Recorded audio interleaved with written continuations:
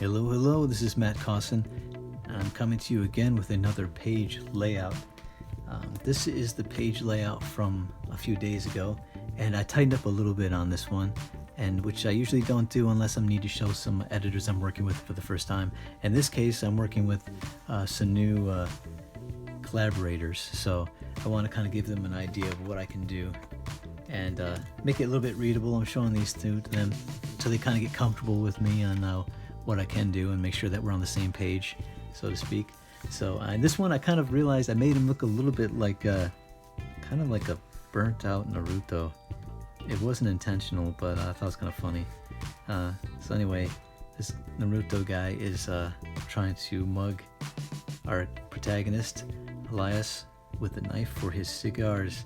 But instead of getting a cigar, it looks like he's holding one up, like he's kind of distracting him, but he's reaching right here with the backhand. He's reaching behind his back and pulls out a gun, sticks it right in his ribs, and lo and behold, it changes the whole attitude of the mugger, and tosses the knife. And I'll read the script so you can kind of get a sense of the direction and dialogue. He says, because he asked him, "Do you want to end a little sooner?" He's like, my bad, man." He said the hobo drops the knife, and then Elias spins him around, dropping the last of his cigar down the hobo's collar, sending him running and yelping. So here we have him spinning him around. But here's the thing: when you spin somebody around, this is not animation. You only have still images to show it. So you have to convey that he got spun around. At the same time, you got to think, okay, this main character, he has a gun in one hand and the cigar in the other. So how is he going to grab and spin him around? So that's where you have to be a little creative in the way you stage things, so it's readable, but it's also believable, and at least with the story logic that you're setting up here. So this guy is supposed to be a cool cat, so I have him still holding the cigar. And plus this cigar right here, it's going to lead to the next panel. So he spins this guy around. He's pretty, with that gun in his gut, you don't have to really persuade him. He's pretty malleable at this point. So he easily spins around with one hand, even though he's got a gun. Let's see, I don't have to put too much into it. So he's a little wobbly, spins him around. You can see I silhouetted out the Elias, and the reason I did that is so that we can read it a little bit better. I might do that in the final one, I'm not sure yet. But I'm going to zoom out a little bit and you can see the next panel.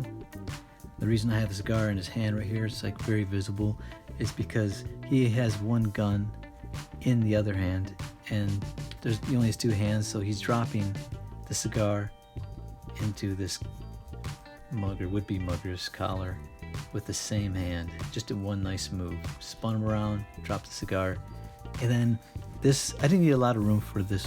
I just need to kind of convey enough information that you can tell it's the guy with the headband. Give him a little bit of hair. And then you can see the reaction shot. Don't need a lot of room for that. I needed more room for this, which is going to be Elias reveals that the gun he has is in fact just a Nerf blaster, not a real gun. That's the reason he spun the criminal around and got rid of him really quickly with the hot cigar down his shirt.